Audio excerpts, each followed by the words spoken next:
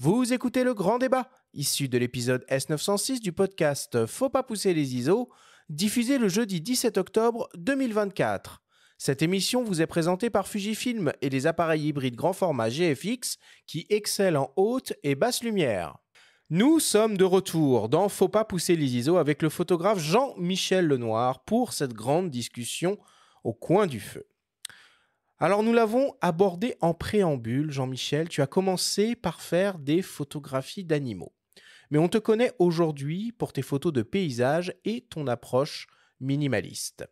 Le photographe alpiniste et galeriste Mario Colonel nous raconte comment il perçoit ton évolution et comment, selon lui, tu as trouvé ta patte. La première fois que Jean-Michel est venu me voir à la galerie à Chamonix, il avait une série d'images qui étaient sur des arbres, des troncs, essentiellement des bouleaux, si je me souviens bien, un peu flous, un peu en mouvement filé. J'ai pas accroché. Je lui dis franchement, on se connaissait parce qu'on s'était croisés dans des festivals, dont Montier-Anders évidemment. Et puis non, je n'ai pas vu l'intérêt, surtout qu'ici on est plus paysage, grand paysage, horizon. Et puis il a été patient, hein, et il est revenu me voir avec une série un peu dans les bleus. Alors il y avait entre autres des paysages en Arctique, enfin sans doute au nord de la Norvège, en Finlande. Donc là, c'est des matières qui correspondent plus à mon activité. Et puis, il y avait des choses sur la mer, puisqu'il est allé souvent en Écosse, sur des mouvements de vagues. Et là, en fait, on était plus dans l'esprit de ce que je pouvais rechercher, c'est-à-dire un vrai style. Il y avait une patte. D'un coup, je crois qu'il a découvert sa patte. Euh, c'est un peu différent de ce qu'on peut voir habituellement, avec une sorte de temporalité dans le mouvement. D'un coup, il fige la vague, il nous met des lignes de bleu complètement différentes sur un horizon. Euh, Ça se voit pas trop. J'ai pas l'habitude de voir ce type d'image, où on est ici plus dans l'image documentaire, parce que les gens qui viennent à Chamonix, ils veulent des images documentaires de ce qu'ils ont fait eux. Et donc là, il m'a entraîné sur des images beaucoup plus poétiques, avec des dégradés de bleu qui pourraient correspondre à un horizon sur la montagne, mais justement sur des horizons un peu différents, dont je me souviens bien de ces images de mer et de plage, avec des lumières un peu presque lourdes d'été, mais en même temps colorées, ce qu'on n'a pas l'habitude de voir. Et donc, on a travaillé ensemble, et on est resté amis depuis ce temps-là. Et dès que l'occasion se présente, dès qu'il a des nouvelles images, il m'en parle, et on envisagera sans doute de refaire une exposition avec lui dans les années qui viennent. Je précise que Mario Colonel est aussi coprésident du Chamonix Photo Festival qui aura lieu du 25 au 27 octobre prochain et il publie un nouveau livre, Mont Blanc Ultime Frontière, à compte d'auteur pour marquer ses 40 ans de carrière. Jean-Michel, comment est-ce qu'on fait pour trouver sa patte? Ou comment Alors, est-ce que tu as fait pour trouver ta patte? c'est une longue histoire. Je ne sais pas si je vais pouvoir la résumer en quelques mots. Je pense que trouver sa patte, c'est d'abord partir à la découverte de soi, de ses propres émotions, de son histoire personnelle, et surtout d'avoir conscience de la manière dont on peut exprimer ses émotions. Ce travail préalable, hein, tout à l'heure on citait Martine Franck, se donner le temps de l'observation du sujet. Pour moi, je l'interprète de cette manière-là, c'est-à-dire pendant plusieurs années, j'ai beaucoup voyagé, beaucoup d'accompagnement de voyages photo, et j'avais un peu mis de côté mon approche la plus personnelle, hein, et puis j'ai eu besoin de faire ce pas de côté et de me dire, en me retournant, je dis mais en fait, les images qui pour moi ont le plus de sens, c'est plutôt ça, plutôt que des voyages, des voyages, en tout cas des photographies d'illustration de lieux. Et donc, pour moi, la photographie de paysage est devenue plus le prétexte d'aborder un sujet sur la manière dont il peut exprimer un ressenti, plutôt que sa propre description, pouvoir identifier le lieu. Souvent, les gens, je me souviens, des premières images que je publiais sur les réseaux sociaux, les gens, la première question, c'était pas dire « Ouah, quelle émotion », c'était dire « c'est où ». Et ça m'a beaucoup interpellé, et on l'a encore aujourd'hui. Mais pour moi, le lieu, c'est juste un prétexte. Je me moque d'identifier le lieu. Et d'ailleurs, dans mes images, et surtout les dernières, on ne sait pas où c'est. Ça peut être ici et ailleurs, quand on travaille sur la mer, travailler sur un horizon, sur des dégradés de bleu, comme en parlait Mario Colonel à l'instant. C'est plus pour moi un prétexte d'exprimer voilà, les tonalités, qu'est-ce que ça évoque. L'interprétation des couleurs, la matière sur la mer. Pendant des années, j'ai fait beaucoup de poses lentes, et puis maintenant, j'en fais beaucoup moins. Je travaille plus sur le grain, sur la texture, sur les couleurs. Et tout ça, ça vient au fil de l'eau, et on en prend conscience, justement, au fil de nos expériences, du temps passé sur le terrain.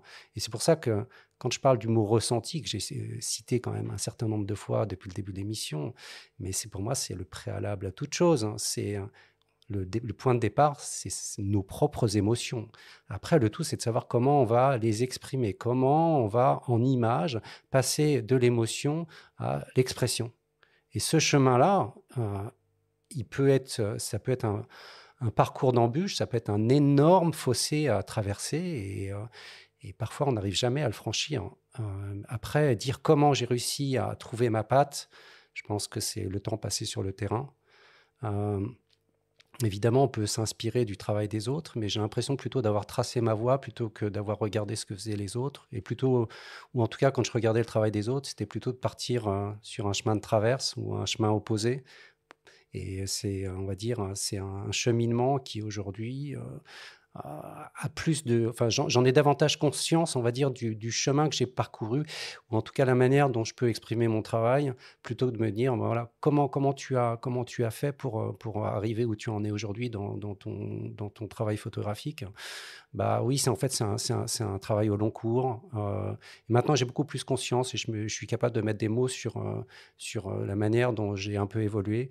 Évidemment, au début, je faisais des photos vraiment descriptives. Quand j'allais au début, il y a plus de 10 ans, en Écosse, c'était plutôt des images traditionnelles, des images classiques que je proposais au magazine Géo. Maintenant, c'est des images beaucoup plus personnelles, où il y a beaucoup moins de couleurs. Bah, tout s'est simplifié, un peu. Cette envie de montrer des choses simples, hein, mais qui nous font du bien. C'est-à-dire que je vais dans des endroits qui sont parfois un peu rugueux, ténébreux. Je reviens de 15 jours d'Écosse. Là. Les conditions météo sont difficiles. On a froid. Là, je suis parti avant-hier. Matin, il neigeait. Donc, tous les sommets étaient enneigés. Et c'était fabuleux pour moi de pouvoir illustrer à la fois ces paysages avec la tourbe blonde, ces lumières colorées, et de se réveiller le matin avec les sommets enneigés. Et moi, je suis comme un gamin. Quand je vois ça, j'ai une espèce d'énergie intérieure qui bouillonne. Il y a certains de mes voyageurs qui m'appellent le bip-bip, parce que bip-bip le coyote, je cours après la lumière. Pour moi, c'est le fil conducteur, c'est un peu ça, quoi. C'est la lumière, les couleurs. Et j'ai vraiment envie, parce que pendant ces moments de lumière-là, en fait, je me sens terriblement vivant, quoi. C'est mon fuel, quoi. C'est mon énergie qui est là. Et ça, j'ai envie d'exprimer plutôt que de décrire un endroit. Mais dans tout ce cheminement, donc tu as pu regarder le travail des autres, etc., mais tu parles beaucoup de ressenti. Quel peut être l'impact? On a entendu le témoignage de Mario, très franc aussi, c'est-à-dire que les premières images que tu as pu lui montrer, lui ne lui parlaient pas forcément, ou du moins ne correspondaient pas forcément à ce qu'il montre dans sa galerie. Dans ce cheminement-là, quel peut être l'impact de cette confrontation de ton travail avec le regard de professionnel? Est-ce que ça t'a aiguillé à certains moments aussi pour trouver ta patte? Alors, le premier travail sur les arbres était un peu particulier. C'était un peu pour moi ma façon de tourner la page avec ma vie professionnelle passée, et du coup de couper le cordon avec la vie en entreprise. Et donc, j'avais besoin d'exprimer des choses plus personnelles, plus profondes, d'avoir un peu de poésie, en tout cas de produire des images qui, moi, me faisaient du bien. Ça a été un peu ma thérapie de l'époque. À l'époque, j'en avais pas conscience, mais je le faisais instinctivement. Voilà, le regard des professionnels sur mon travail, il est important, mais moi, ce que j'aime faire, et j'ai cette liberté-là, c'est de faire les images qui me plaisent. Les images, évidemment, je les fais. Si je vends des images en galerie, évidemment, je suis content, mais mais en fait, je l'ai fait d'abord pour moi. Comme je le disais avant, hein, c'est ma manière de trouver cette forme de sérénité. C'est la manière dont je peux essayer de capter ces instants-là, qui sont des instants à la fois de grande émotion sur le terrain, mais aussi une manière pour moi de trouver mon équilibre. Et du coup, si tu devais faire une petite liste des critères qui font que c'est une bonne image pour Jean-Michel Lenoir, ce serait quoi? C'est d'abord le ressenti, c'est l'émotion. Une image, elle peut être techniquement parfaite, mais si pour moi elle évoque rien du tout, c'est vrai que je ne sais pas si on peut dire que la technicité d'une image est plutôt du ressort masculin, mais le débat n'est pas là. Pour moi, c'est d'abord l'émotion qu'on peut ressentir. Et je vais arrêter de citer ce mot. On va passer à autre chose, on va trouver un synonyme. Mais voilà, le niveau émotionnel de la photographie, les couleurs, on va dire la qualité de la lumière sont pour moi des clés importantes dans l'appréciation d'une image. Ce serait ta définition du minimalisme? Parce que quand on voit ton travail, on pense quand même à ça, c'est assez dépouillé quand même. Comment tu définirais cette approche ou ton intention photographie? Alors oui, moi je cite toujours l'expression des Anglais, less is more, moins c'est plus. On ne peut pas la traduire en français, mais c'est pour moi une manière d'aller à l'essentiel des choses, à l'essence du sujet. Le minimalisme, c'est à la fois un dépouillement de ce qui est superficiel, mais il faut que ça ait du sens. Et la notion de sens, elle est extrêmement importante parce que on ne peut pas faire du minimalisme pour du minimalisme. On ne peut pas mettre un sujet tout seul dans un cadre s'il n'a pas un sens particulier. Il faut que ça nourrisse, on va dire, une idée. Et c'est pour ça que j'essaye de rêver mes images, de les penser avant de les faire. Là, je reviens d'Écosse, j'avais une image en tête depuis plus de 10 ans, d'avoir une fameuse chaîne de montagnes à l'automne, baignée dans la brume, avec toutes les dégradés de couleurs du matin, du rose, vraiment poudré. Et voilà, cette image-là, je l'ai vue arriver sur le terrain et c'était une émotion énorme. Et donc, dans ces cas-là, voilà, c'est la question du minimalisme, c'est l'attention aux détails. Attention, il y a une clôture là. Attention, il y a un poteau électrique. Ah, il y a un mouton qui va rentrer dans le champ. Comment je gère ça ? Moins il y a d'éléments dans une composition, plus il faut être précis, il faut être concentré. Ça demande beaucoup d'énergie intérieure, donc de concentration au moment de la prise de vue. Mais le minimalisme, on va dire, c'est la quête de l'essentiel. Si on peut la résumer à ça, c'est vraiment le mot et au sens et aux émotions que ça va dégager. Parce que ce n'est pas juste une quête esthétique, c'est une quête émotionnelle. Alors, tu t'intéresses aussi aux forêts et aux armes. Tu avais publié le recueil Les âmes sylvestres sur le sujet en 2013. On écoute le témoignage de Christophe Guillois, menuisier et artisan d'art, qui partage ta fascination pour le bois et semble lire tes images comme s'il les avait prises lui-même. Il y a à la fois la rencontre avec une œuvre et il y a la rencontre avec l'auteur. Je suis menuisier, j'ai une certaine sensibilité aux arbres, à leur squelette, à leur forme. Et on s'est rencontré avec Jean-Michel Lenoir sur cet arbre qui est complètement dénudé en hiver sur une ligne courbe de neige. La photo s'appelle Doucine. Elle s'appelle Doucine, Jean-Michel vous le dira, à cause de moi. Tout simplement parce qu'il y a une courbe qui rappelle des formes qu'on utilise régulièrement en menuiserie, qui sont des formes, des lignes courbes qui permettent de raccrocher les espaces. On a des espaces verticaux, on a des espaces horizontaux, et on a des lignes courbes qui permettent de les assembler. Donc, ce qui me plaît dans les images de Jean-Michel Lenoir, c'est cette forme, cette ligne qui est très épurée, et en même temps, d'un espace qui est naturel, il en fait une image qui est à la limite de l'irréel, de la rêverie qu'on peut avoir.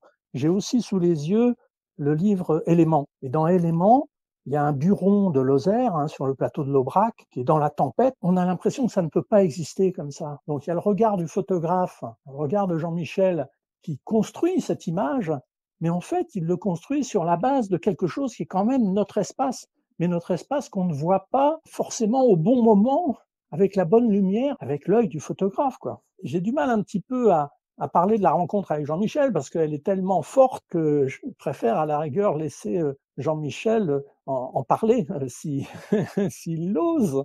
Mais, mais voilà, donc pour résumer ce que j'aime dans les images de Jean-Michel Lenoir, c'est la pureté, la partie onirique, et puis un espace qui est notre espace de vie, mais qu'il voit avec les yeux de quelqu'un qui est un poète, quoi. Ça fait penser un petit peu à un dessin animé de Walt Disney lorsque vous regardez, vous êtes gamin, vous regardez Blanche-Neige donc c'est tous ces espaces où les arbres ont une physionomie alors soit attachante, soit ensorcelée, si c'est la nuit, etc., si on veut faire peur. Donc l'arbre, il est le reflet de notre squelette à nous, quoi. Et ça me touche beaucoup. C'était une rencontre très forte, hein, d'après ce qu'il dit. Alors ça a été une rencontre incroyable, parce qu'en plus elle est survenue peu de temps après le départ de mon père, qui lui-même était menuisier ébéniste. Donc vous voyez la relation. Donc en fait, Christophe, on s'est rencontrés la première fois, c'était en 2019, au Festival Photo de Montier-en-Der. Et je vois ce grand homme qui est assez costaud devant cette fameuse image qui à l'époque ne s'appelait pas la doucine. Donc c'est un arbre dénudé que j'avais pris dans le Jura quelques années avant. Et en fait, c'est un arbre isolé qui a été pour moi en fait peut-être la plus belle leçon de composition que j'ai compris à ce moment-là. Et donc j'étais resté plusieurs heures devant cet arbre, au milieu de cette courbe, et en fait j'étais incapable de faire une image qui pour moi avait du sens, parce qu'il était au milieu de rien. Et les arbres isolés, il y en a quand même relativement peu, surtout dans un endroit aussi esthétique, aussi pur, dans un champ de neige. Et puis, au fil du temps, j'ai compris qu'en fait, l'arbre, il fallait arrêter de raisonner avec les règles de composition classique, avec les règles des tiers. Et donc, j'ai fini par le mettre sur les toutes dernières images, peut-être l'avant-dernière, enfin les 2 dernières images, je l'ai mis carrément au milieu de l'image. Et tout a pris sens. C'était devenu le point d'équilibre, un peu comme le yin et le yang, le point d'équilibre entre le ciel, le champ de neige. Tout faisait sens. Et quand Christophe est venu sur cette exposition-là, en fait, il est resté pendant longtemps. Et du coup, au bout d'un moment, je vois un sourire vraiment se dessiner sur son visage et nos regards se croisent. Et il me regarde, mais avec une énergie dingue. Mais il me dit, mais c'est une doucine. Alors déjà, qu'est-ce qu'une doucine? Mais déjà, j'ai trouvé le mot, on va dire, au niveau phonétiquement, très beau. Quand il m'a raconté que la doucine, c'était une courbe beaucoup utilisée en ébénisterie, tout a fait sens. Et donc, pour moi, la boucle était bouclée. On parle de ligne, mais là, la boucle était bouclée. La relation avec mon père, sa transmission de sa passion pour les arbres et le bois, son sens du beau. Et je me dis, tiens, la vie, des fois, prend des raccourcis quand même assez surprenants et qui sont pleins de sens. Et du coup, j'ai été vraiment séduit à la fois par cette rencontre. Et depuis, on est devenus vraiment amis. On a eu l'occasion, il m'a même proposé d'exposer pendant les Journées européennes des métiers d'art l'année dernière dans ses locaux. On avait transformé son atelier en galerie, donc c'était génial. Et donc faire venir le public à la fois à la rencontre de ce métier d'artisan, de menuisier ébéniste, et de coupler ça à mes images de silhouettes d'arbres. Je trouvais que ça faisait sens, ça résonnait vraiment. Et on revient, on va dire, au pourquoi on fait les choses et donner du sens aux choses. Aujourd'hui, on en a vraiment plus que besoin. Cultiver la notion du beau, c'est simplement nous montrer qu'on est profondément humain. On parlait de rêve, la notion d'onirisme. Oui, pour moi, c'est des leviers à la fois de mon inspiration, et ça donne un sens particulier tout simplement à ma vie. Alors, on t'imagine tel un loup solitaire en pleine méditation face aux éléments, ce qui est souvent le cas, certainement, mais tu accompagnes aussi des voyages photos au cours desquels tu prends beaucoup de plaisir à partager et transmettre ta passion.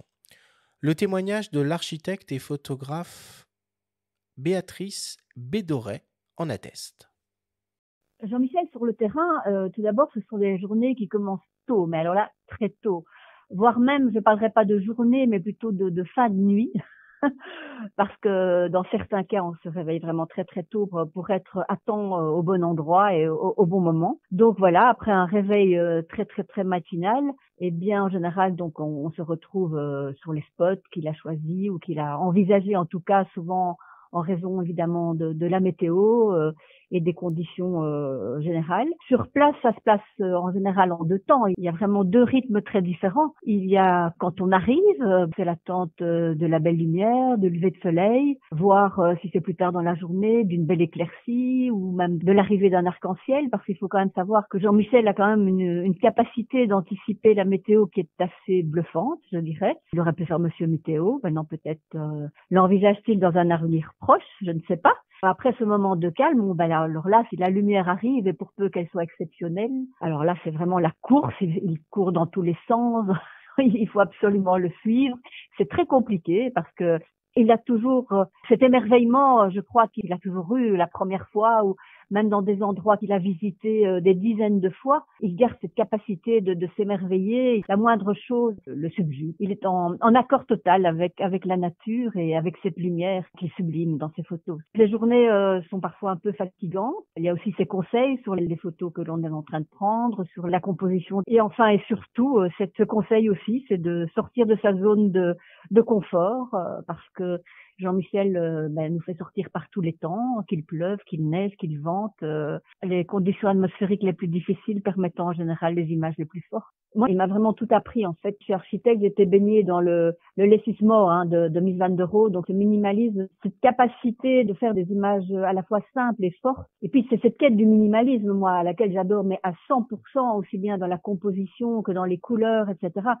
Et puis bon, on peut pas parler de lui sans parler de son intention photographique, évidemment. Hein. Il m'a appris à découvrir ce que j'aime faire en photo. Il m'a révélé ce que j'aimais faire. Réaction ? C'est un beau témoignage. Hein. Merci Béatrice. Hein. C'est une voyageuse qui me suit depuis longtemps. Et c'est vrai que nos chemins se sont croisés. La première fois, je crois qu'elle est venue avec moi, ça devait être aux îles Lofoten. Donc voilà, un endroit qui est quand même très connu, des photographes. Hein. Mais voilà, c'était pendant l'hiver, et l'hiver, on a accès quand même à une palette de sujets, de conditions météo qui nous offrent des sujets presque, je ne vais pas dire sur un plateau, mais on va dire, on a un accès vraiment privilégié à des ambiances à la fois très dramatiques, mais qui sont parfois, qui s'opposent à la poésie, à la vraie rêverie, quand on découvre des plages avec des eaux turquoises, hein, où la neige vient juste de s'arrêter de tomber, et on est face à ces montagnes qui plongent dans l'eau, dans une palette de couleurs complètement improbable. Hein. Et puis voilà, je l'ai emmenée en Écosse, on est allé dans pas mal d'endroits, et je crois qu'elle se souviendra longtemps, et moi aussi, de cette matinée de brume, où j'emmène le groupe, hein, il fait encore nuit, donc les gens ont du mal à voir où ils mettent les pieds, et des fois je ressens des silences qui en disent long sur l'interrogation des voyageurs, et je les entendais sans qu'ils parlent. Ils devaient se dire, mais où est-ce qu'il nous emmène? Mais il est complètement fou, quoi. Et donc je les avais emmenés sur une tourbière, et quand la lumière a commencé à monter, on a vu toutes les silhouettes d'arbres de cette tourbière se révéler. C'était complètement féerique, hein. Et dans ces moments-là, il y a des vrais silences, et les silences aussi importants que ce qu'on découvre visuellement, quoi. C'est cette espèce d'harmonie de la nature qui nous offre un spectacle où on reste sans voix, on a la chair de poule, c'est presque une émotion on sent les larmes qui sont pas loin tellement ça nous touche profondément. Et quand on le partage, voilà, c'est bien de vivre les moments seuls, mais quand on a la chance de le partager comme ça avec des personnes qui sont sensibles, ou en tout cas à qui je donne accès à des conditions qui permettent de prendre conscience de cette beauté-là, de cette fragilité-là, et ben voilà, c'est des moments très forts. Dans un cas comme ça, tu doutes un petit peu. Au fond de toi, tu dis mince, il y en a peut-être qui sont là pour la première fois. Il y a peut-être d'autres voyageurs que je connais, donc ils savent un peu qui je suis. Ils savent qu'il y aura peut-être quelque chose au bout. Elle dit que tu aurais pu faire Monsieur Météo. Il y a quand même une part de toi, en toi, qui fait que tu as repéré les lieux, ou tu as anticipé la météo, donc tu es un peu sûr de toi, de ce qui va se produire. Alors, la première étape, effectivement, c'est la connaissance des lieux, mais je dirais que c'est trop partiel. C'est pas suffisant. De plus en plus, c'est l'anticipation des conditions météo qui donne sens aux images qui peuvent être faites par la suite. Parfois un sujet tout simple, même dans un endroit qui visuellement n'est pas toujours très esthétique. Quand la lumière arrive, elle peut tout sublimer, un effet de brume peut tout sublimer, il n'y a pas besoin de beaucoup de choses. Quand on associe la connaissance des lieux à l'anticipation des conditions météo, tout à l'heure je citais l'endroit que j'ai photographié de cette chaîne de montagne avec la brume, cet endroit-là, j'y suis allé un certain nombre de fois, mais j'ai jamais eu les bonnes conditions. Donc, quand ces conditions-là sont potentiellement vraiment au niveau où on peut les attendre, là, on va avoir parfois des scènes très spectaculaires, mais spectaculaires au sens profondeur et intérêt à la fois esthétique et puis émotionnel, quoi. On t'écoute depuis tout à l'heure, Jean-Michel. Comment tu fais pour rester émerveillé comme ça par les choses que tu vois, que tu photographies, à force de revenir tout le temps? Comment tu fais? Quand j'ai commencé la photo de paysage, c'est vrai que moi, j'avais pas encore, même si je faisais de l'animalier et de la photographie depuis très longtemps, je pense que j'avais pas encore la maturité ni l'expérience nécessaire pour avoir conscience de ce qui me plaisait le plus dans la démarche photographique, surtout pour le paysage. Donc du coup, au début, j'étais un peu... non pas dans la course de l'effet waouh, parce que ça, c'est vraiment pas mon truc, mais je voulais des images voilà, fortes, avec des couleurs, avec un effet de perspective très marqué. Mais en fait, pour moi, ces images-là, quand je les regarde aujourd'hui, je me dis, bon, ben voilà, ça a été une étape de mon travail, mais ce n'est pas ça qui me faisait vibrer. Peut-être à l'époque, le contexte n'était pas le même, mais maintenant, je me contente de choses plus simples, mais pour moi plus profondes. La qualité de la lumière, évidemment, c'est quelque chose de très important, mais on va dire, c'est la somme des ingrédients. On va dire la quête initiale qui mène à l'image, pour moi, est très importante. C'est celle qui raconte l'histoire, au final, une fois qu'on peut accéder à une image qu'on a pensée préalablement. Dans le parcours, effectivement, il y a l'anticipation des conditions météo, et on va dire... quand les ingrédients, encore une fois, se réunissent, c'est un peu la cerise sur le gâteau. On se dit que tout ce travail préalable-là, à un moment donné, il paye. Béatrice, tout à l'heure, parlait de la zone de confort. Ouais, la capacité à sortir de sa zone de confort, ça, c'est un élément clé. Mais c'est marrant parce que dans un des groupes que j'ai accompagné là, ces dernières quinzaines où j'étais en Écosse, je m'étais un peu imposé un exercice de faire tirer les leçons tous les jours de ce qu'on allait photographier, de la manière dont on allait traiter, aborder certains sujets. Donc le premier jour, je leur ai dit, bon ben voilà, pour moi, le plus important, et on va le mettre en pratique maintenant, c'est la notion de taille du sujet dans le cadre. Et la leçon du soir, j'ai dit alors, quelle était la leçon de ce qu'on a fait? Et en fait, je laissais parler les gens. Donc en fait, la première des leçons, c'est le sujet. C'est pas parce qu'il est petit dans l'image qu'il n'est pas présent. Et souvent, quand le sujet est petit et qu'on est dans une démarche minimaliste, il est certes petit, mais il peut devenir extrêmement présent et on n'a pas besoin de le mettre gros dans le cadre pour qu'il ait du sens et de la présence.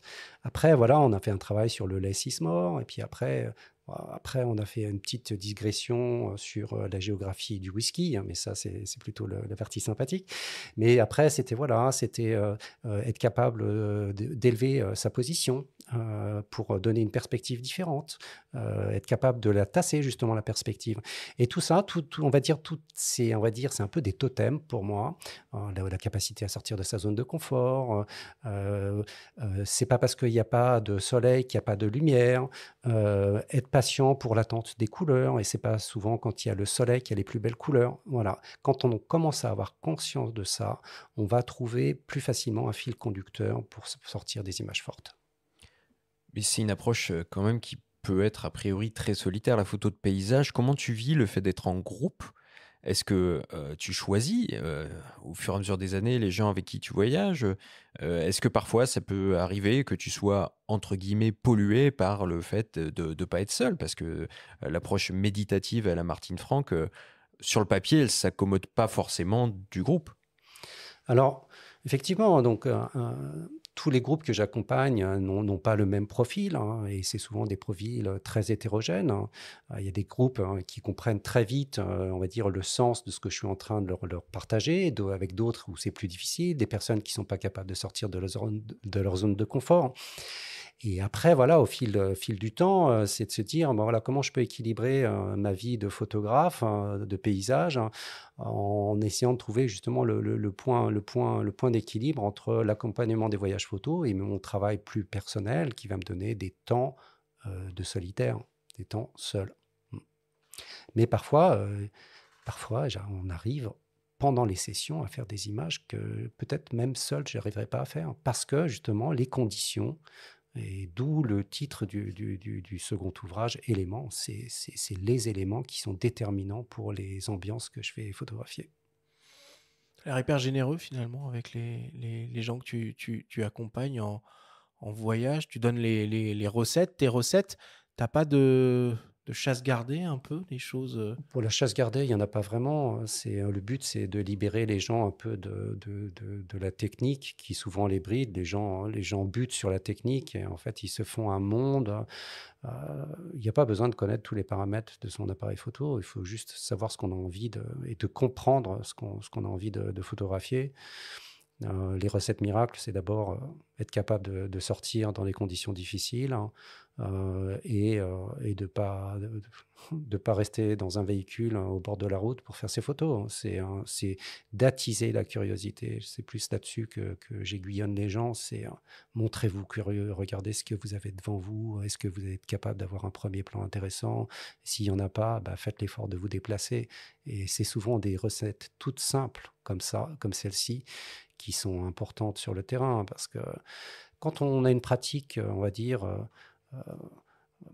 très peu régulière de la photographie de nature et surtout en paysage, ce qui est déterminant, c'est la curiosité, l'envie de voir, de changer sa position, de voir un sujet de manière différente. Encore une fois, là, j'illustre encore la semaine dernière, je me viens à une situation, on fait un lever de soleil. Bon, conditions météo un peu variables, un peu incertaines. Finalement, le soleil ne veut pas se lever. On était au bord d'un fjord. J'attendais des effets argentés et colorés dans des bancs de sable, dans des méandres qui peuvent être très esthétiques. Finalement, le soleil se lève dans un banc de nuages, donc la lumière est plate, il y a une petite pluie fine et tout. Qu'est-ce qu'on va bien pouvoir faire? Puis bon, quand c'est comme ça, les gens sont dans l'attente. Ils se disent, mais pourquoi on est là, entre guillemets? Bon, voilà, je ressens les choses, hein, quand même. Je suis un peu sensible à ce niveau-là, puis j'ai l'expérience. Et puis, en fait, ce pourquoi on était là, n'était pas possible, hein. Donc, dans ces cas-là, ce qui est important, c'est de trouver la capacité à rebondir pour essayer de trouver quelque chose de différent. Et puis, peut-être que moi, j'ai cette capacité-là à me nourrir de détails dans le paysage et d'avoir la curiosité de regarder des choses qui, des fois, à l'échelle de ce qu'on voit, de ce que l'œil voit, sont toutes petites, hein. Et puis, je vois en fait un banc de sable, hein, qui est cerclé par la brillance, le reflet quand même de la lumière naissante.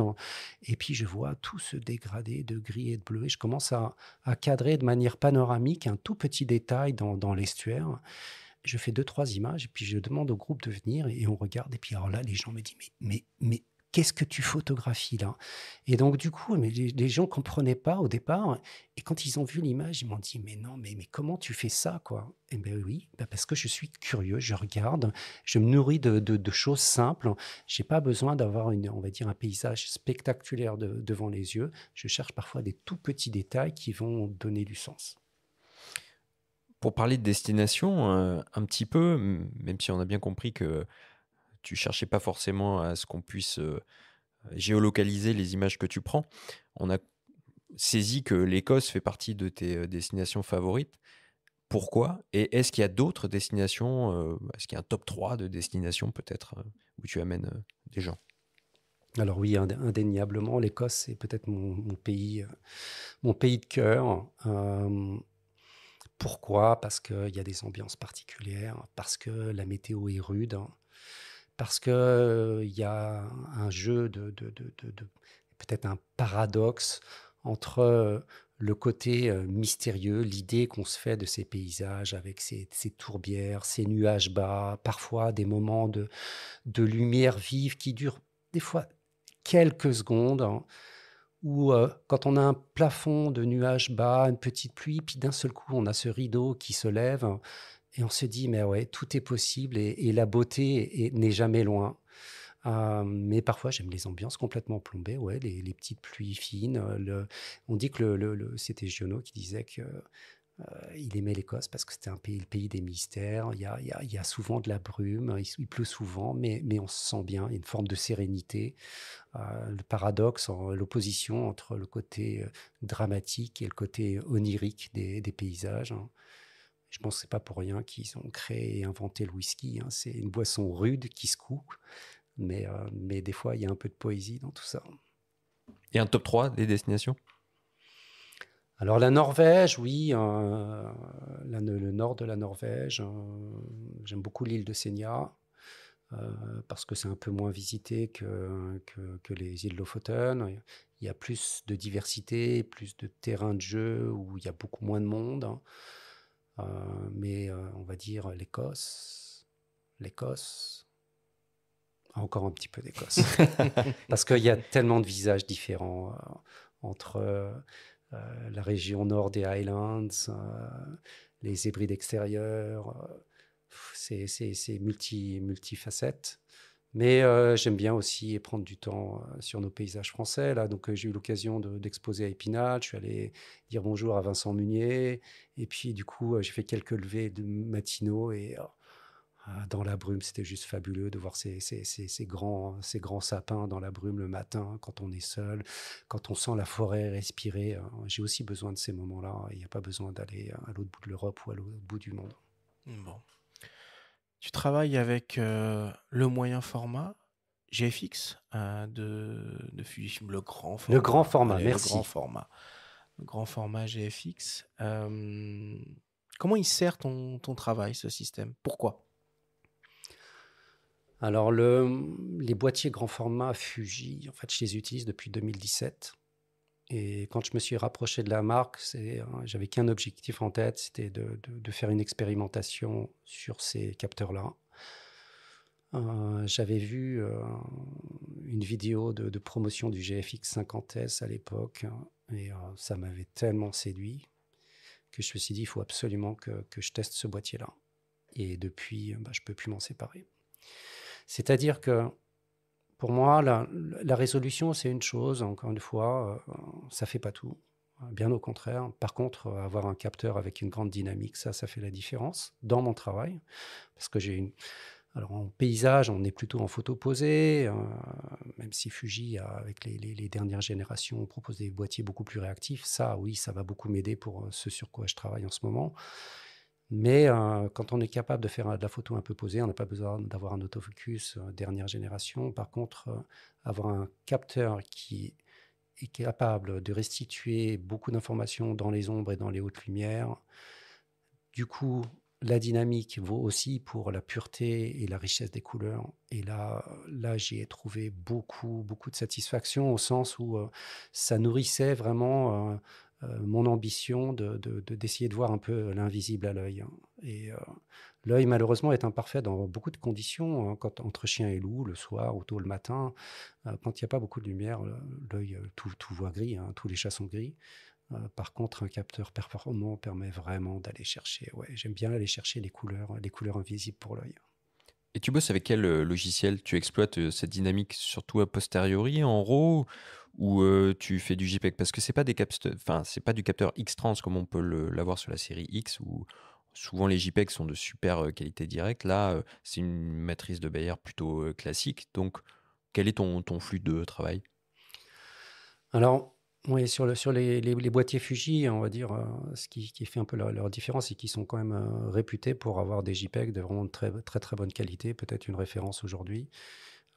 Et du coup, pour être justement au plus près de ce que je cherche sur le terrain, je shoote toujours RAW JPEG, hein, et mon JPEG n'est pas un JPEG basique, hein, c'est toujours un JPEG haute définition, ce qui me permet après au traitement, quand je bascule sous Lightroom, parce que j'utilise Lightroom, de voir un peu quelle était mon intention, ma recherche de couleur initiale. Hein. C'est un peu comme une palette de peintre, hein. C'est-à-dire que j'aime bien jouer sur les deux possibilités. Et comme j'aime faire des images au plus près les plus avancées, les plus finalisées possibles à la prise de vue. Hein. Donc, je joue sur la balance des blancs et sur le profil, sur le mode de simulation de film. Et ça, pour ça, Fuji est extrêmement performant. C'est qu'ils ont réussi à traduire les algorithmes des pellicules sur les boîtiers numériques. Donc, du coup, effectivement, on n'est plus dans ce que l'œil voit, puisque l'œil, en fait, il résonne en instantané, il compense souvent dans certaines couleurs, mais on va arriver avec le boîtier encore une fois, comme un peintre avec sa palette, à trouver la bonne alchimie, en tout cas celle qui donne du sens à ce qu'on veut. Quand on a conscience de ça, ben voilà, on peut élargir son terrain de jeu. Donc du coup, sur les boîtiers Fuji, la gestion couleur pour moi est vraiment quelque chose de prépondérant, et c'est pour ça que sur des capteurs grand format, on a accès à cette richesse-là et qui peut nourrir une intention photographique, en tout cas aider à trouver son style ou son rendu couleur. Et alors, tu parles des fils de simulation de rendu. Lesquels tu utilises le plus et pourquoi? Moi, j'utilise les plus standards, mais on va dire il y en a 3 que j'utilise. Hein. Donc, il y a le mode Provia. Le classique Chrome que j'aime bien parce qu'il est désaturé, même s'il n'est pas parfait par rapport à... J'ai toujours une petite phase de correction de couleurs, mais qui est vraiment anecdotique. Hein. C'est poussé de 2-3 points certaines couleurs. Et puis les modes acros. Alors, je ne faisais pas beaucoup de noir et blanc jusqu'à présent, mais je commence à sortir des images qui ont vraiment du sens dans ce rendu monochrome. Voilà les trois que j'utilise le plus. C'est des basiques. Après, il y a le classique négatif qui est bien aussi. Donc lui, il va apporter un peu plus de densité. Mais en fait, tout dépend du contexte et puis de l'humeur du moment. Il y a des moments où je m'octroie. Des fois, je suis très catégorique, je sais ce que je veux. Et puis des fois, je ne sais pas trop. Donc je cherche. Je me dis, tiens, ouais, là, c'est le rendu. Hein, ouais, ça résonne quelque part dans une petite case de mon cerveau. Je me dis, ouais, ça prend sens comme ça. Et du coup, le fait de shooter JPEG, bah, du coup, au moment de l'import... Dans le logiciel de traitement, que ce soit Lightroom ou autre, bah, du coup, c'est mon étalon. Et souvent, je suis on va dire ce choix-là. Pour faire le traitement, essayer de retrouver le rendu couleur et contraste du JPEG, et même des fois aller un petit peu plus loin. Mais des fois, je repars à zéro, du RAW, datif, et puis j'adapte en fonction du rendu. Des fois, je me dis, oh non, je me suis complètement trompé. Mais c'est toujours à la marge. Je reste toujours très proche, à quelques points près du rendu initial. Et qu'est-ce qu'on va trouver dans ton sac photo quand tu vas sur le terrain? Quelles optiques on va y trouver? Tu as parlé de longue focale tout à l'heure, ce qui peut paraître surprenant hein, quand on connaît tes images ou quand on pense au paysage, on ne pense pas forcément à ça, même si du Ansel Adams aimait bien jouer sur les tassements de perspective avec des longues focales. Décris-nous un petit peu ce que tu emportes avec toi. En fait, dans mon sac photo, j'essaye d'être cohérent par rapport à mon approche photographique et de plus en plus, j'essaye d'être minimaliste.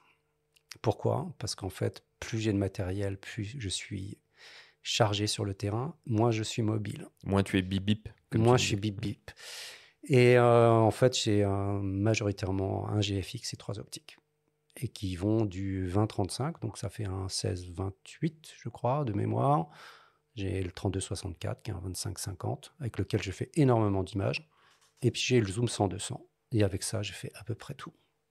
Il y a les accessoires aussi. Tu utilises des filtres. C'est toujours aussi important pour toi ou tu les utilises moins dans ce souci d'épurer un petit peu, de moins porter? Non, mais en fait, c'est une sacoche que j'ai tout le temps en bandoulière autour de l'épaule. C'est un peu mon sac à main. Et les filtres, je les utilise pratiquement tout le temps. C'est pas pour dénaturer les couleurs, c'est simplement pour corriger ou accentuer un effet visuel. On parlait de l'Écosse, l'importance des nuages dans l'ambiance qu'ils créent. Pour moi, c'est juste la base d'avoir la possibilité de restituer au moins ce que l'œil voit, parce que le boîtier, même s'il a une très bonne dynamique, hein, il ne pourra pas à la fois donner l'information dans les ombres et puis dans les hautes lumières du ciel. Donc, c'est pour moi Le boîtier, non, mais les logiciels, oui, maintenant. le logiciel, oui. L'intelligence artificielle, etc. Non, tout ça, tu Mais restes encore une hermétique. fois, moi, j'aime bien raconter l'histoire de l'image et être au plus proche. En tout cas, me donner la possibilité d'avoir le rendu photographique dès la prise de vue.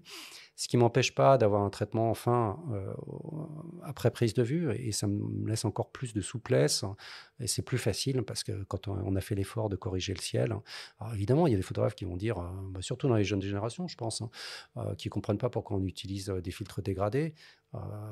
Bon, pour moi, il n'y a pas de débat là-dessus. Ce qui compte, c'est le rendu final. Et pour moi, en complément de ça, c'est de savoir où est mon plaisir. La satisfaction d'aller chercher l'image et de l'affiner à la prise de vue. C'est vraiment satisfaisant et ça donne sens. Et dans ce souci-là, le trépied demeure indispensable malgré les produits. Enfin, aujourd'hui, même la stab dans les JFX, elle est assez incroyable et bluffante. Pour autant, tu rechignes pas à transporter ton Alors, le trépied. trépied, ouais, c'est un accessoire aussi important pour moi que l'usage des filtres. Après, il faut l'utiliser à bon escient. Avant, j'avais tendance à systématiser tout le temps. Bon, quand il n'y a pas beaucoup de lumière, quand on veut faire des poses un peu lentes, c'est juste indispensable. Après, voilà, maintenant, il y a un peu plus de points de vigilance sur l'usage du trépied. Quand on est dans des zones où il y a beaucoup de vent, des fois, le trépied est contre-productif. Des fois, il vaut mieux monter un petit peu en ISO pour assurer la netteté de l'image finale. Quand on est dans des zones où, sur des dunes où on est en plein vent, que le vent est vacillant, le trépied est impossible à utiliser, quoi. Ou alors, il faut choisir des moments où il n'y a pas de vent. Et donc, du coup, on n'est plus dans les mêmes ambiances. Du coup, on ne va pas pouvoir aller chercher les images qu'on a en tête. Mais oui, le trépied est trépied indispensable. Trépied indispensable. Après, je dirais le trépied, voire les trépieds. Alors, quand on est en voyage, on n'a pas possibilité de prendre plusieurs trépieds, mais j'essaie toujours d'adapter, on va dire, le format de mon trépied à l'usage que je fais en faire. Quand je sais que je vais être dans des conditions un petit peu difficiles, où j'ai pas besoin de beaucoup marcher, oui, je prends un gros trépied. Et après, si je sais que je vais être plutôt dans des zones où il va falloir beaucoup marcher, ou être très mobile, là, je prends un format plus réduit. Une des finalités de ton travail réside dans le fait de publier tes images dans des livres. Alain Escourbiac, imprimeur et éditeur, se souvient de la conception d'éléments, du format au choix du papier, dans le but de coller le plus possible à ton travail d'auteur. Son travail est un travail très sensible, très subtil, dans des nuances de blanc et de non blanc, et des lignes, des courbes.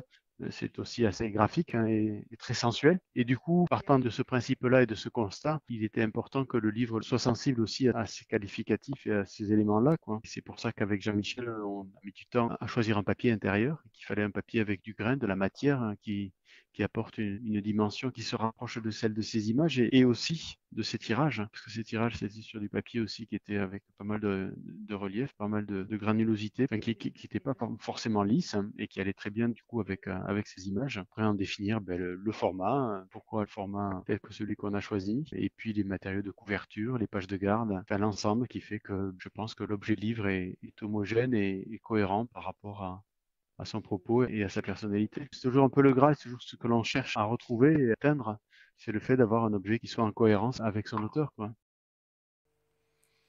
C'est important pour toi, les livres photos ? Ah oui, parce que c'est un peu la finalité, on va dire, c'est la rematérialisation de ces images. Elles ne peuvent pas rester sur un écran et elles ne peuvent pas se limiter à des tirages. Le livre est un récit en soi, raconte une histoire différente qu'une image unitaire ou une série d'images dans une exposition. Un livre, c'est à la fois un objet qui a fait l'objet de choix spécifiques, en cohérence avec son intention photographique. Donc, on parlait du choix du papier, du façonnage, la couverture, le choix des pages intérieures, le choix du papier, du grain de l'ensemble. C'est des choix qui sont déterminants et qui doivent être dans le même sens que son approche photographique. Donc, c'est un vrai casse-tête. Tu t'impliques beaucoup là-dedans? Parce que bon, Alain Escourbiac, il a une sacrée expérience. Où tu vas lui faire confiance, typiquement, sur ce projet-là, où tu vas mettre ton grain de sel et dire là justement j'aimerais tel papier parce que ça correspond à telle texture. Alors, on va dire l'aventure de l'édition d'un livre, tout est un jeu de compromis. C'est-à-dire que d'un côté, moi j'ai des exigences, mais face à ces exigences-là, on a des défis techniques parfois et qui sont sans solution.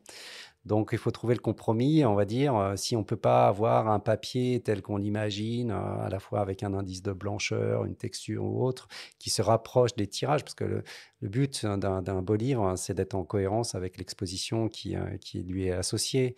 Donc, on est en plus, et là, il faut quand même apprendre à apprivoiser sa frustration, à doser sa frustration. C'est, voilà, un livre, il faut le prendre pour ce qu'il est. Il ne peut pas être le reflet, on ne peut pas comparer, on va dire, une impression offset sur un papier qui n'est pas celui d'un tirage d'art. Donc, le but, c'est de s'en approcher. Mais il y a toujours, on va dire, une marge, et le but, c'est qu'elle soit la plus faible possible. Mais on pourra jamais comparer une impression offset avec un tirage d'art en impression pigmentaire. Mais c'est toujours une belle aventure, la réalisation d'un livre. C'est parce que ces choix, c'est des choix personnels, et le but d'un livre, c'est qu'il ne ressemble pas à ce que d'autres ont fait. C'est un objet unique, et on le fait pour qu'il s'inscrive dans la durée, qui raconte son histoire, qui raconte ses émotions. Ça peut être un livre qu'avec des images. Moi, j'aime y associer quelques textes, mais toujours avec parcimonie pour que ça soit en cohérence avec l'ensemble. C'est à la fois un moment très réjouissant, il y a des moments de doute, et au final, quand il sort, c'est presque une délivrance. Tu parles de l'aventure de l'édition d'un livre, c'est aussi une aventure économique. Comment tu fais pour financer, produire ces projets-là? Alors, sur Evanescence, c'est un livre qui avait été édité et pour lequel j'avais acheté une partie du stock, donc que je pouvais vendre sur mes propres réseaux et pas sur le réseau libraire dédié à l'éditeur. Et puis pour Éléments, j'ai voulu aller plus loin, en faire un livre un peu plus personnel, avec justement des choix plus marqués, en tout cas des options plus personnelles sur l'objet lui-même, sur à la fois ses critères techniques, la mise en page. Donc c'était de retrouver un peu de liberté à ce niveau-là. Et du coup, voilà, j'ai beaucoup réfléchi à la manière dont je voulais rassembler à la fois toute cette série d'images et comment les formaliser, avec quelles options techniques. Et du coup, pour Éléments, je suis passé par une campagne de souscription qui m'a permis de financer les coûts d'impression. Et donc après, le reste, c'était du bonus. Et je le propose, voilà, je le vends sur mon site internet et surtout à l'occasion des festivals où j'expose. Bon. Alors tes images, elles sont aussi exposées dans plusieurs galeries. On a déjà entendu Mario Colonel, qui est basé à Chamonix, mais on peut aussi acheter tes tirages à New York et à Paris. Marie Blin, de la galerie éponyme, souligne la poésie et la cohérence qui émanent de ton œuvre. Ce qui m'importe par rapport à lui, c'est toujours ce que j'ai senti depuis le départ. C'est-à-dire que, par exemple, ces photos de paysages, pour moi, c'est pas juste des photos de paysages, ça va beaucoup plus loin. Il y a toujours une extrême sensibilité, de la délicatesse dans ses photos, dans sa façon de capter la lumière au bon moment. En plus de ça, c'est vrai qu'il y a ce côté, pour moi, où j'ai l'impression qu'il nous transmet les émotions de ce qu'il ressent au moment où il capte cet instant. C'est-à-dire que vous êtes en Aubrac, vous avez l'impression que vous êtes dans le vent et vous ressentez presque le froid, vous êtes devant la mer, vous ressentez quelquefois comme ça au petit matin ou à la tombée de la nuit le côté mystérieux des choses. Il a cette capacité comme ça à vous faire ressentir un fragment d'instant. Et ça a toujours été comme ça, et même quand c'était au début dans la photo animalière ou dans la photo des arbres, il y avait toujours ce petit moment comme ça très sensible et délicat. C'est toujours moi ce qui m'a frappé chez lui. Il y a des tas de photographes qui sont d'excellents photographes, Mais lui, voilà, il y a cette petite délicatesse comme ça, ce moment poétique qui nous a toujours plu en fait et qui pour moi fait sa différence. À chaque fois, c'est ça qui est assez étonnant, c'est que au milieu d'une scénographie, on va arriver à retrouver des groupes d'images qui vont fonctionner ensemble et qui vont faire des points forts. Ce qui permet aussi que quand vous avez des personnes, tout de suite elles sont immergées dans l'univers du photographe, donc là en l'occurrence de Jean-Michel, et ça leur permet aussi de voir vers quoi elles vont aller. Et ça, c'est aussi un travail qui est intéressant et qui est amusant pour nous en tant que galeristes, parce que vous arrivez à retrouver chez les personnes qui viennent comme ça, qu'est-ce qui les touche. Et quelquefois, vous allez aller sur des choses très différentes pour un même photographe. Donc en fait, c'est d'arriver à trouver des groupements comme ça de photos qui aient une unité et qui en même temps, mur par mur, dégagent quelque chose de différent pour ne pas être ou redondant, mais que ça se complète en fait. C'est là où la scénographie, mais je pense que c'est pareil dans les festivals ou dans une galerie ou dans une expo, quoi. C'est d'arriver à donner la force du photographe, la force des images et en même temps de faire quelque chose où on ne s'ennuie pas et où on est complètement dans l'atmosphère. Les, les tirages grand format, Jean-Michel, c'est un catalyseur d'émotion pour tes images?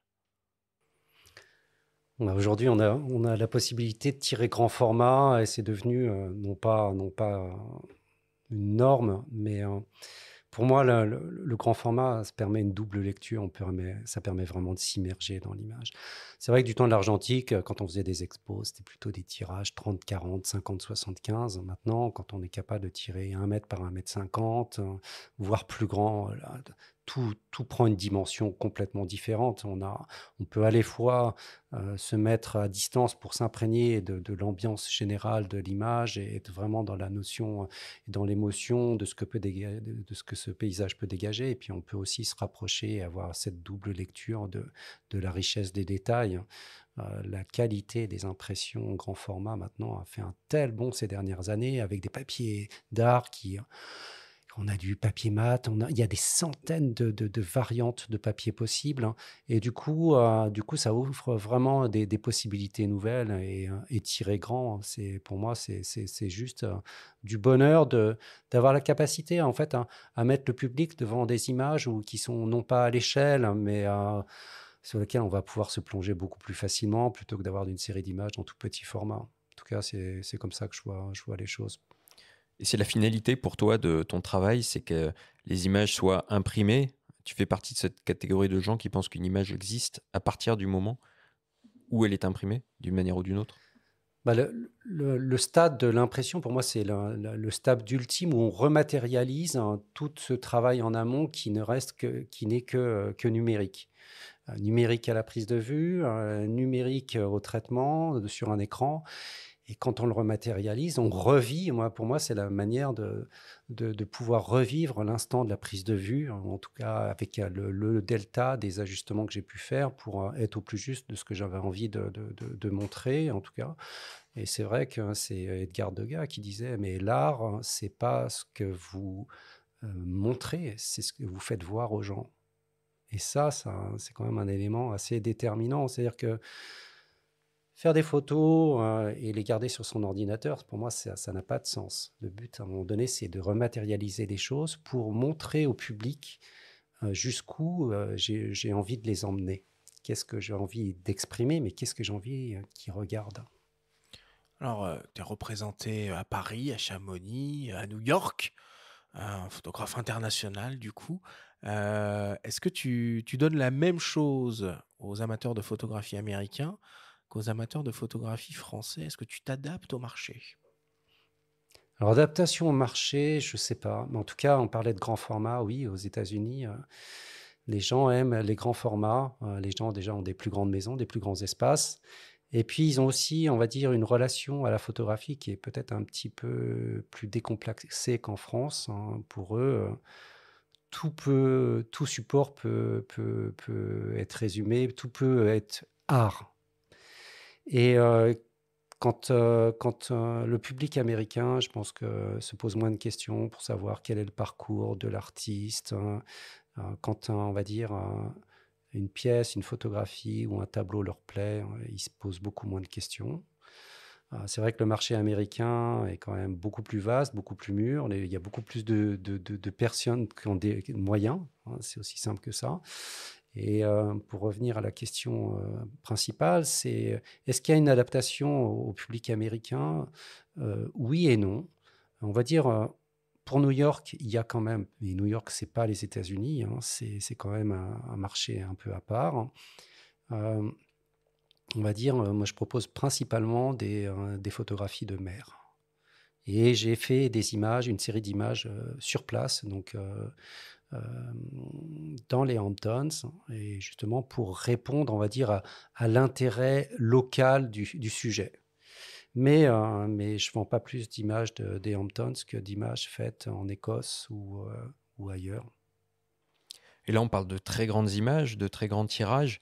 Est-ce que tu es présent sur les réseaux sociaux? Est-ce que ça te tient à cœur d'exister aussi sur ce mode de partage de son travail qui paraît aujourd'hui indispensable pour les photographes?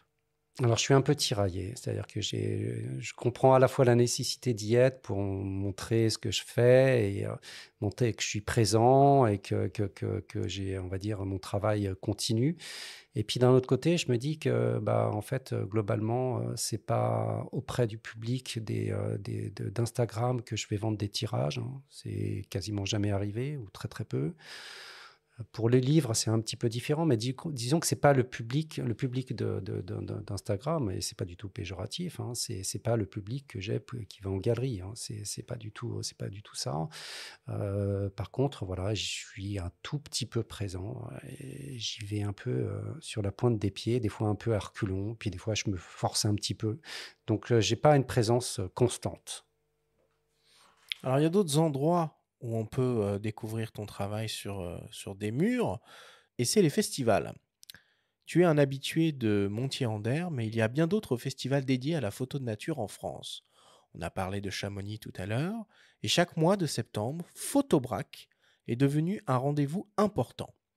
Jean-Pierre Montiel, président de l'événement, nous parle de ce festival à taille humaine, en plein cœur de l'Aubrac, une terre rustique au climat très rude en hiver.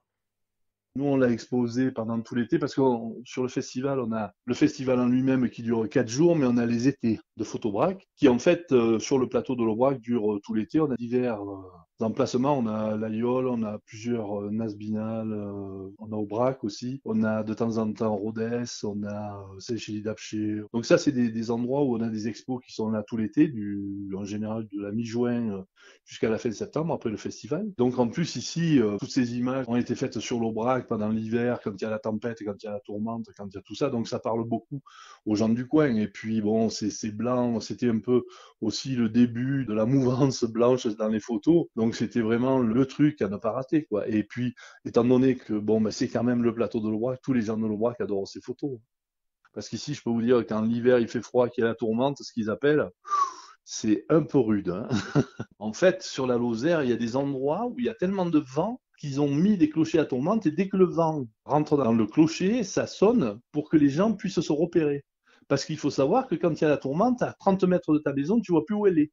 Et il y a eu des gens qui se sont perdus et qui sont décédés parce qu'ils étaient à 50 ou 100 mètres de chez eux et ils ne retrouvaient plus leur maison. Ah mais ici, il faut le voir, l'hiver, quand il y a des périodes de tourmente, plus personne ne sort. Puis tu te retrouves avec des congères immenses. Mais c'est impressionnant, c'est impressionnant. Tu l'as photographié, la tourmente ? Oui, j'ai même consacré le titre d'une image à la tourmente.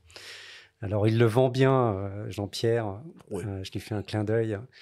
On sent l'homme du Sud qui parle. Oui, la tourmente. Alors, en fait, la tourmente, c'est quoi? C'est l'effet du vent dans la neige sur le plateau. Donc, le plateau, il est à 1200 mètres d'altitude en moyenne. Et comme c'est tout plat, en fait, il y a souvent beaucoup de congères qui se forment. Le vent lève une neige qui est très fine. Et cette fameuse tourmente, certains l'appellent la burle aussi, peut prendre des dimensions assez étonnantes. Et j'ai une image d'un petit buron, justement, que j'ai photographié en 2021, où en fait je m'étais mis face à la neige. J'étais transpercé par les aiguillons de la neige fine. Et en fait, on voit la neige qui vole, on a l'impression d'être pris dans une tornade. Avec ce tout petit buron, on voit juste les contours de la toiture. Et ça reste une image forte parce qu'en fait, on se sent à la fois tout petit, mais voilà, encore une fois, avec peu de choses, on arrive à faire des images où on peut exprimer la manière dont le vent peut créer des ambiances très particulières. Mais c'est vrai que oui, Jean-Pierre, ils vont bien, ils vont bien le plateau. Alors après, tous les hivers sont pas aussi enneigés que ça, mais c'est vrai que l'hiver 2020-21, ça faisait 30 ans qu'il n'avait pas connu un hiver pareil. La neige est restée pendant plus de 2 mois. Il y avait 60 cm de neige sur certains clochers. C'était un paysage surréaliste. Et, moi, j'adore ces ambiances où la nature nous ramène à notre propre condition humaine en disant, voilà, la nature est souveraine. Donc Jean-Pierre, il a créé ce festival Photobrac. C'est important pour toi d'aller sur les festivals, d'être présent. Il y a Montier, bien sûr, qui est un rendez-vous incontournable. Qu'est-ce que ça représente pour toi, ces temps forts chaque année ? Alors c'est vrai, dans les festivals, le rendez-vous annuel incontournable au mois de novembre, c'est Montier-Anders. Ça fait plus de 25 ans que le festival existe. Ça reste une valeur à la fois sûre et constante dans le calendrier annuel. C'est important d'être présent parce que quand on lance une nouvelle série ou quand on édite un nouvel ouvrage, et ben, le but c'est de le montrer au public, à un large public. Donc il faut viser les festivals où il y a le plus de monde. Montier, c'est un peu plus de 40 000 visiteurs sur 4 jours. Mais maintenant, voilà, depuis une dizaine d'années, il y a beaucoup de festivals qui sont lancés dans l'aventure. Donc on parlait de Photobrac. Photobrac, ça fait plus de 10 ans que Jean-Pierre s'en occupe. Et donc il connaît vraiment une aura non pas récente, mais c'est un festival qui monte vraiment en puissance dans un endroit atypique, avec une convivialité qui lui est propre. Donc ça fait vraiment un rendez-vous qui est extrêmement plaisant et avec un public très intéressé. Après, il y en a d'autres. On a parlé de Chamonix qui va faire sa deuxième édition. Avec Vincent Munier en invité d'honneur. Voilà, et pas des moindres. Et c'est un festival qui va vraiment monter parce que je connais les organisateurs, je connais bien Mario, le lieu, Chamonix, capitale de l'alpinisme, mais pas que. Justement, le but, c'est d'ouvrir à un public accès au monde de la photographie et pas que la photographie de montagne.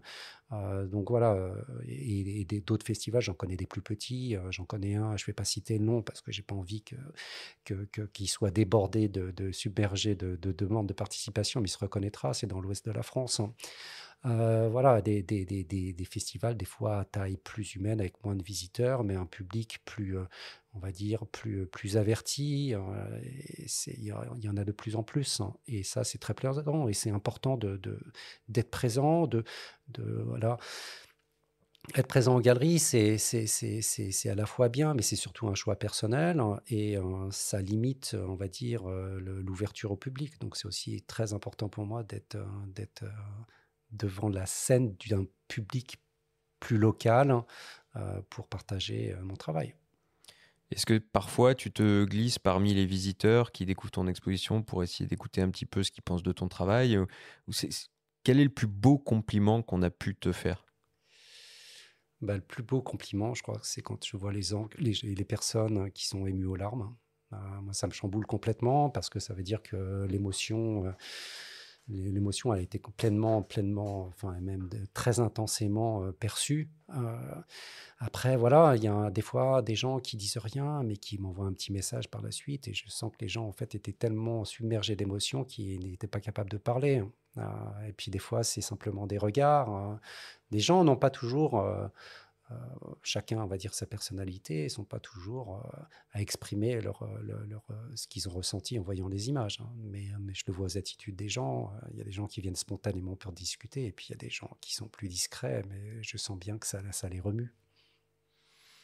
Pour terminer, Jean-Michel, quel conseil tu pourrais donner à un jeune photographe naturaliste qui voudrait se lancer ? Il n'y a pas qu'un seul conseil. Allez, on va essayer d'être cohérent dans l'approche, dans l'ordre, même si c'est difficile. C'est vivre sa passion. Parce que vivre sa passion, ça veut dire vivre les choses intensément, sans forcément avoir de limites et de contraintes, que ce soit financières.